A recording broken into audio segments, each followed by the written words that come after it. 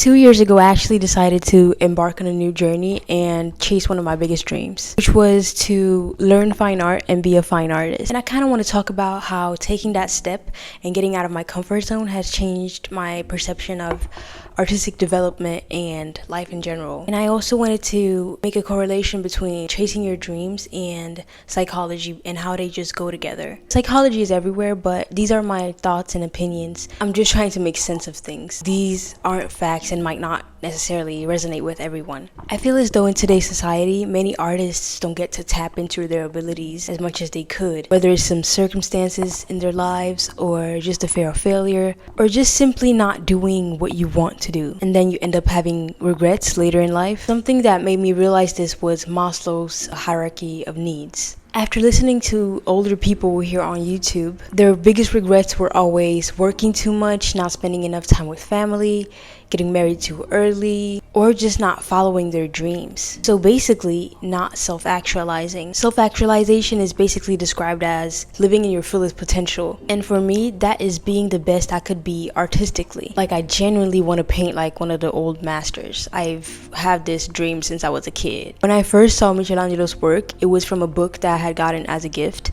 And I remember trying to draw like him and just not being able to, and I would get so upset. It has been a dream of mine since then. So for me, being able to paint masterpieces has always been something that I wanted to do. But hearing that in order for me to self-actualize, I needed to do this was very eye-opening. In Sweden, you can choose already in high school what you want to specialize in. I chose the line economical law because there was an era in my life where I was like, oh, I'm gonna be Annalise Keating. So that line had great classes and we had psychology. And that's where I was first introduced to Maslow's hierarchy of needs. Seeing this theory in front of me at school made me kind of realize that, oh, for most people out there, it's very important to self-actualize. Even though I plan on doing art for the rest of my life, having the basic knowledge about how to get better as a fine artist and how to paint better is life-changing. So if we look at making art from Maslow's hierarchy of needs, it can be put on the highest part of the pyramid. While at the bottom, we have basic human needs such as food, shelter, stuff like that. But the want or need to get better at something you really enjoy and that you're really passionate about is more about self-actualization. So if you dream of becoming an artist, in order for you to self-actualize, you'll need to draw or just do whatever art form that you use. So I was thinking, what if we just aimed for self-actualization and try to find ourselves that way? Because when you wait for things to be perfect at like the bottom of the pyramid, you're often holding yourself back in a way. Before going to art school, I kept thinking that I need to be financially stable enough to do that. Like working a high income job, I was thinking, oh, I need to be a lawyer, I need to be Annalise Keating. There's still like a small part of me that wants to try that, but I'm really glad I aimed for my art. Because doing what you really want can lead to self-actualization faster. Because had I waited, I would have been bitter. Because you never know when all of those other aspects are going to be stable or balanced. Everything doesn't have to be perfect. I think since most people's lives are about self-actualization, I think it would be cool to just go for it. When I say pursuing art, I don't necessarily mean going to art school and doing the stuff that I'm doing, but just the act of doing what you love. Actively surrounding yourself with art in your home, drawing, even watching videos about art. Then you're in some way, shape, or form pursuing art. And if that's what's going to lead to self-actualization, I don't think you should wait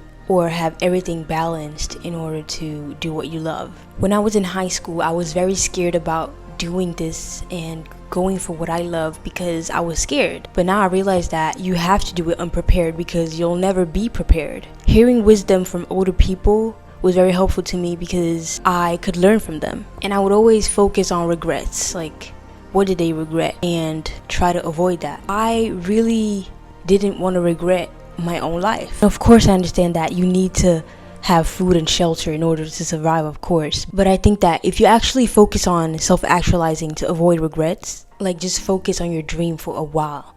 You don't have to reach the point of the like exact maximum self-actualization, but if you just try to focus on your dreams for a little while and understand that if you want to reach the point of self-actualization, you'll need to do it ultimately. You'll need to try to reach your goals. It is very scary pursuing art.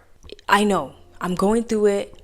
I've been through it. It's scary. The feelings of uncertainty, the part where your parents are like, girl, what is this? But ask yourself, when you go to the other side, do you want to feel, oh yeah, I've lived my life to the fullest, or do you want to feel regret? Because I feel like the reason why I'm doing what I'm doing right now is because I do not want to regret anything. I'm not saying go to art school with no money, no plan, no nothing. No. When I was about to move to this city, I worked a year prior to that in order to save some money to live here. What I'm trying to say is to have your art in mind, or whatever you need to do to self-actualize. Don't let it go. Don't give up on it. It's worth going after. Have it as something you strive for.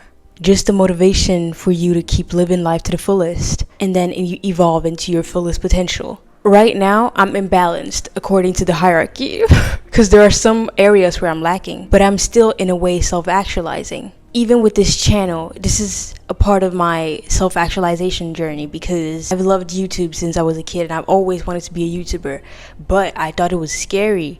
But now I'm just doing it. I want to reach out to other artists and be able to communicate with people that are similar to me. It's like this step that I took going to art school is not only for me. I really want to share my knowledge and help others that have gone through what I've gone through or are going through it currently. I've been trying to explain what I'm thinking concerning this, but I had a hard time articulating myself properly. Usually I'm really good at getting my point across, but this is kind of a conversation starter, I guess. And also a way for me to explain why I'm studying art. Like what made me go to art school as an immigrant firstborn, you know? Because this isn't just for me. This is kind of like my contribution to the world in order to help others. To summarize, for you to self-actualize, you will need to make art, and whatever you want to do, you actually need to go for it sometime in order for you to self-actualize and feel fulfilled in this life. Thank you so much for watching and for following me on this journey, and I really appreciate all of your kind comments that I get.